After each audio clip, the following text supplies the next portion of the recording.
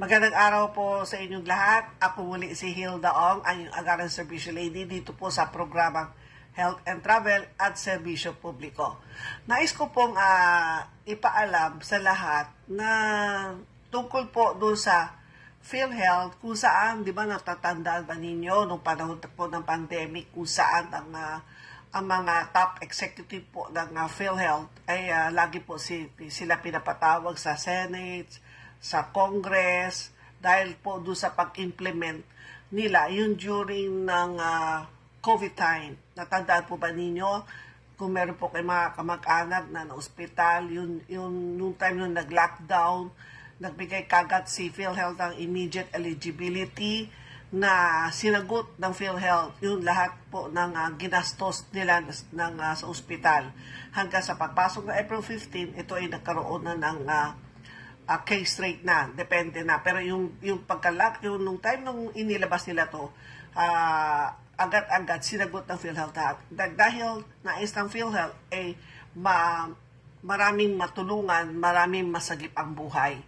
And then, after that, siyempre after ngayon, natapos ng COVID, so nung nakaroon kami ng press conference, ang unang-unang kong itinanong, dahil sa ilan mga president and CEO, dalawa nung time na yun, dahil dito sa implementation and then dahil sa COA, meron certain guidelines na hindi medyo naintindihan. Kaya akala nila na may pagkakamali ang PhilHealth o may nawawalang pera, which is eto ngayon, panoorin po ninyo ang panayam ko po during the press conference. Kaya ito ang unang tinanong ko, pakaupo ni President and CEO ng PhilHealth na si President CEO Ledesma. Kaya panoorin po ninyo itong panayam ko po at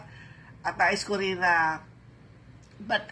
batiin ang PhilHealth sa naging maayos at ngayon kung kayo po ay Pilipino, lahat po kayo ay protektado na. Next would be our for our last two na magtatanong from Remate. Good morning po, Hilda Ong. Good morning. My first question po, regarding po nung nag-stop po kayo, naapektuhan po ba yung mga pre-approval at Z benefits yung sa mga magpapabypass, lalo na po yung mga nagpapaschedule ng eye cataract, naapektuhan po ba sila? Thanks for your question po. I'll allow Dr. Ish Pargas to address the question, please. Hindi naman po kasi when it started, nagpalabas na rin po kaagad tayo ng mga advisories at saka mga instructions for the hospitals and stakeholders kung ano ang gagawin. Especially when we shut off our systems, nag-shift po kami manually. So yun pong mga yon, nagkaroon po tayo ng mga manual approval and all para po tuloy-tuloy ang proseso. But of course, sa initial few days po nito ay nagkaroon din ng konting kabagalan because we have to again do it manually at mag-transfer po from online to an offline system.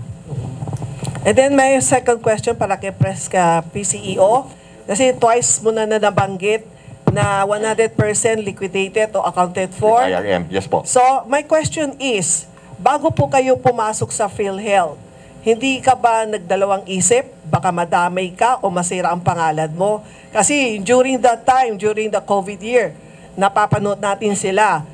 I think that was ECQ, from Senate to Congress, Congress to Senate. Tapos sirang-sira ang pangalan ng PhilHealth and then yung dalawang PCEO, di ba, nadadamay din, nasisira din sila.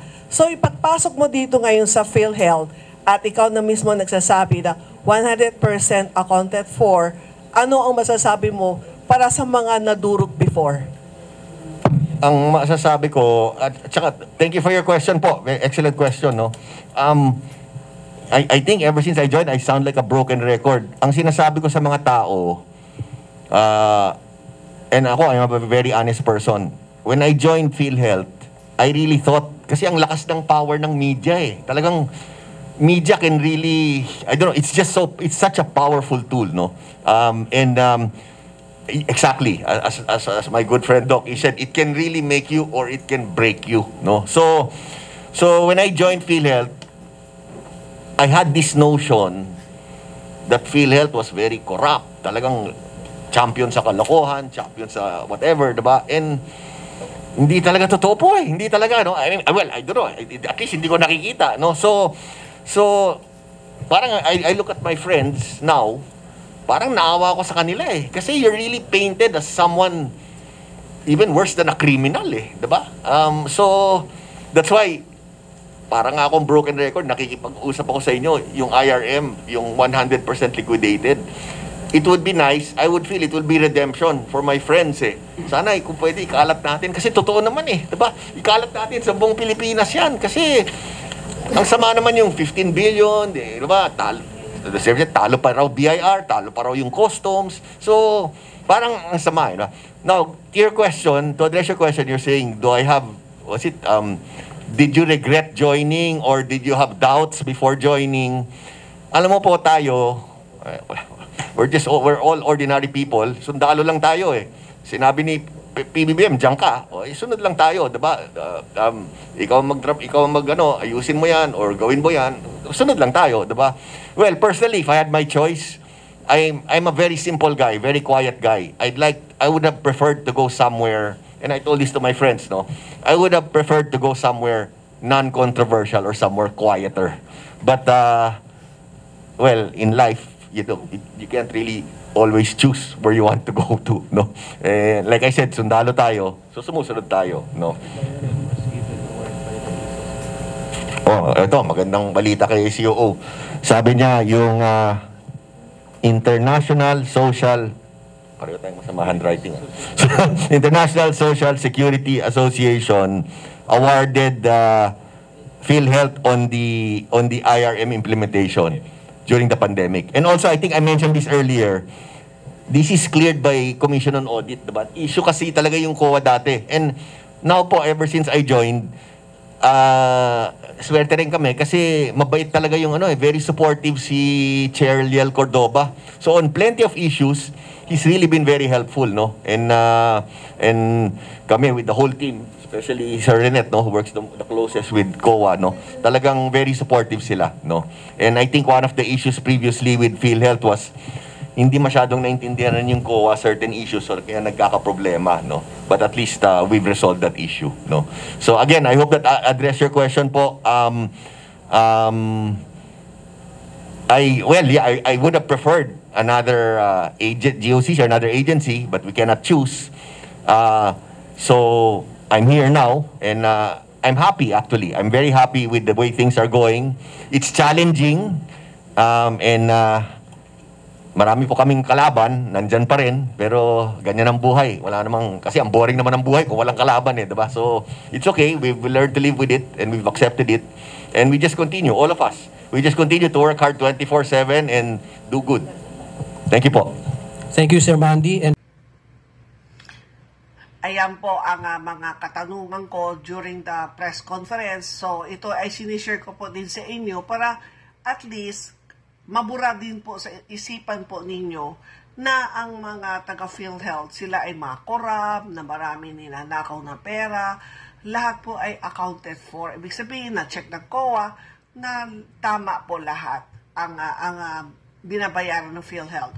Wala pong anomalya silang ginagawa. Kaya ito po ay at hindi lang po yan noong 2023, ito ko masasabi ko po na during itong panahon ni President Ledesma, marami po pagbabago. Katulad ang isa doon ay yung hemodialysis from 90 to 156 at marami pang mangyayari ngayon 2024. Mas maraming benepisyo ang makukuha natin kapag tayo ay nagkasakit. Siyempre, hopefully, sino ba naman ay gusto magkasakit. So, ito po ay nais ko po i-share sa inyo para mabura na po sa inyong kaisipan o kumbaga, o kaya naman kung meron nagchichismis sa inyo na ang PhilHealth ay corrupt. Ang PhilHealth lagi na lang, kung yung iba, sinasabi nila na Huwag kayong magbayad sa PhilHealth kasi niloloko lang tayo. Hindi po yan totoo. Kaya kung ang PhilHealth po ngayon ay meron po napakaraming benepisyo at isa pa doon ay yung outpatient benefit na yung konsulta tama at sulit. Kaya kung kayo ay may kunting nararamdaman, ayan na ang konsulta. Konsulta na hindi na ninyo, wag na ninyo problemahin ang pagbabayad ng consultation fee at iba-iba pa. At yan na i-feature ko sa susunod na episode.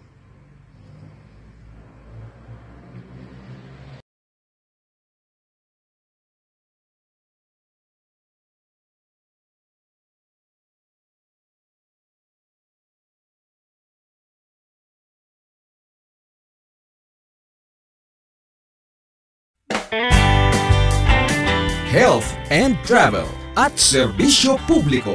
Serbisyo Publiko with Dr. Hilda C. Ong. Ang programang tunay na serbisyo publiko na nakaka-touch ng puso.